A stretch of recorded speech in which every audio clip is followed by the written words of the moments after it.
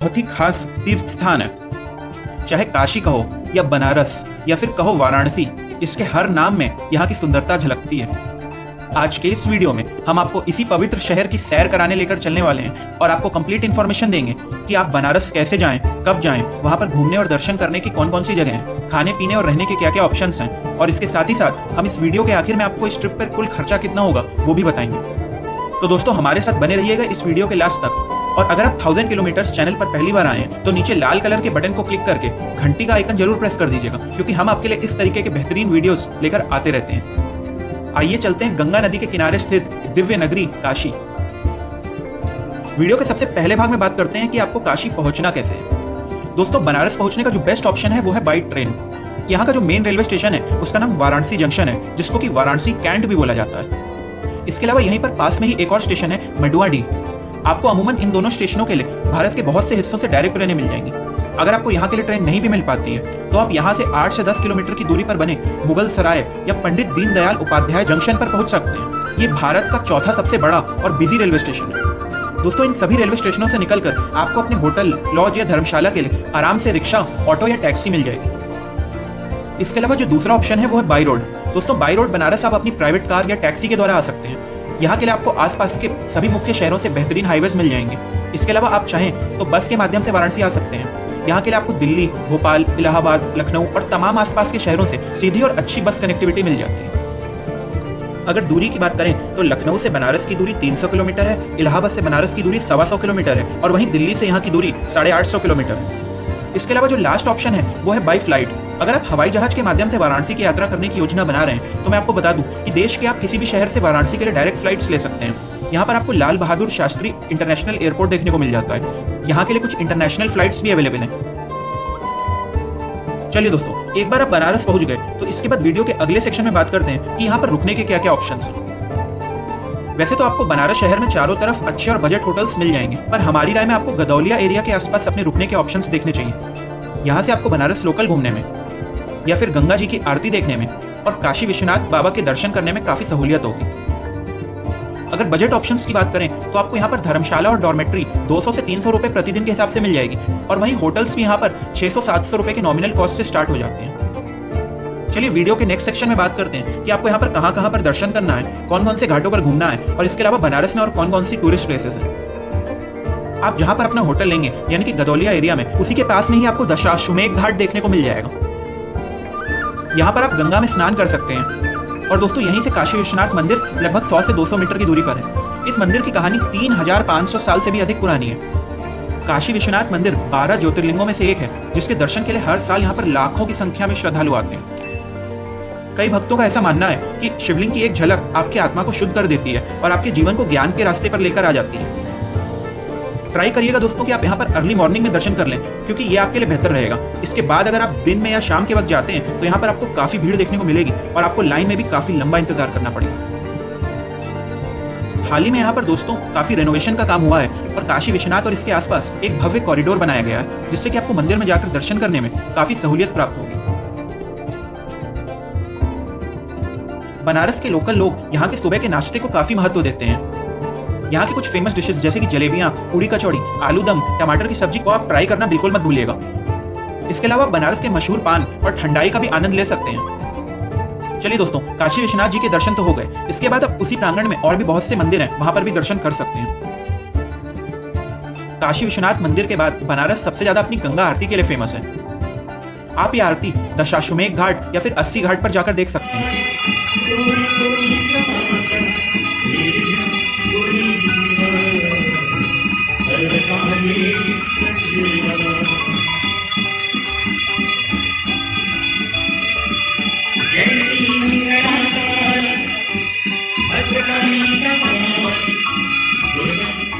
गंगा जी की इस आरती को देखना अपने आप में एक बहुत ही खास अनुभव होता है, जिसे हम शब्दों में नहीं बयां कर सकते।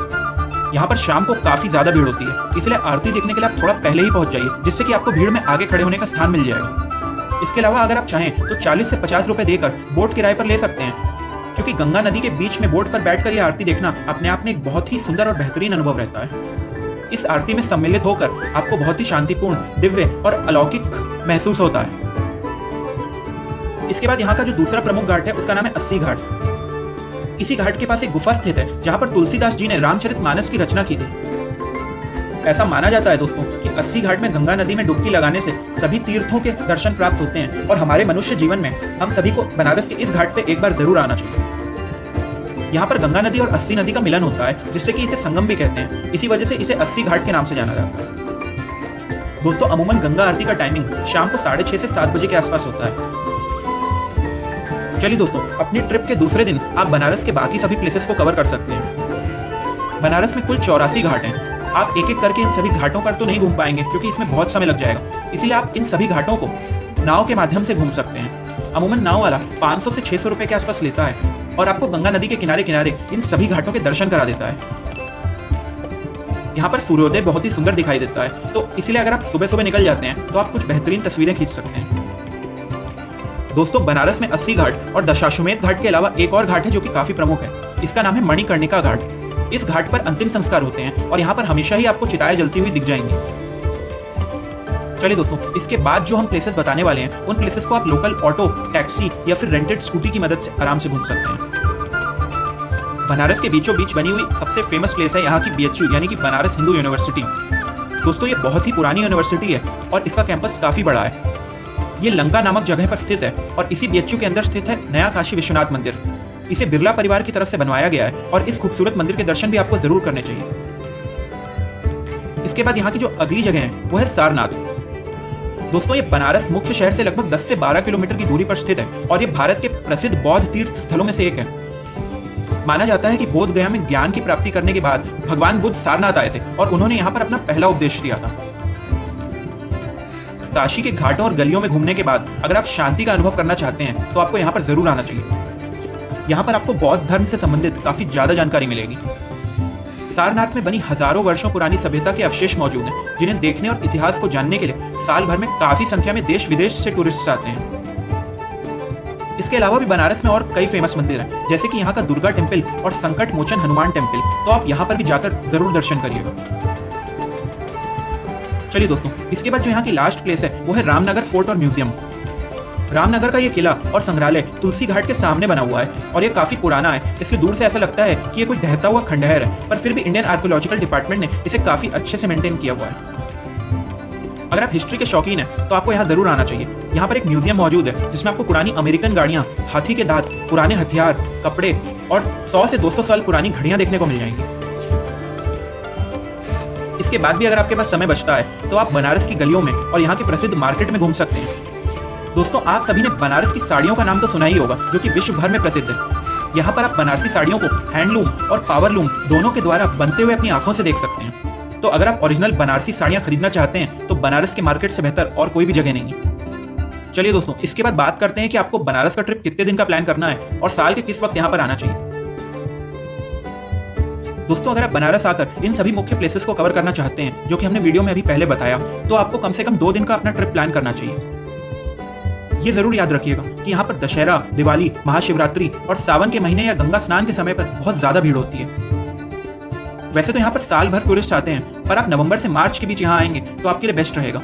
गर्मियों के समय बनारस में काफी ज्यादा गर्मी पड़ती है, तो आप गर्मियों के बाद ही अपना ट्रिप प्लान करें तो बेहतर रहेगा। बनारस लोकल घूमने के लिए आप ऑटो या टैक्सी ले सकते हैं। टैक्सी वाला अमूमन 1000 से 1500 रुपए लेगा और वहीं ऑटो में आप 500 से 600 रुपए में आराम से बनारस लोकल की सभी प्लेसेस कवर कर लेंगे। चलिए वीडियो के आखिरी भाग में बात करते हैं कि बनारस घूमने में आपका टोटल खर्चा कितना आएगा। अगर आप 2 दिन का बनारस घूमने का ट्रिप प्लान कर रहे हैं और आप बजट डॉर्मेट्री, होटल या फिर धर्मशाला में रुकते हैं और घूमने के लिए लोकल शेयरिंग ट्रांसपोर्ट का इस्तेमाल करते हैं, तो आपका बनारस का ये ट्रिप 2 से 2500 रुपए में आराम से कंप्लीट हो जाएगा।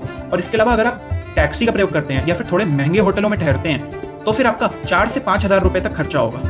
दोस्तों ये कॉस्ट हमने पर पर्सन के हिसाब से बताए हैं और इसमें आपके शहर से लेकर बनारस पहुंचने तक का किराया शामिल नहीं किया है। तो ये था 1000 किलोमीटर्स की ओर से बनारस का एक कंप्लीट टूर प्लान।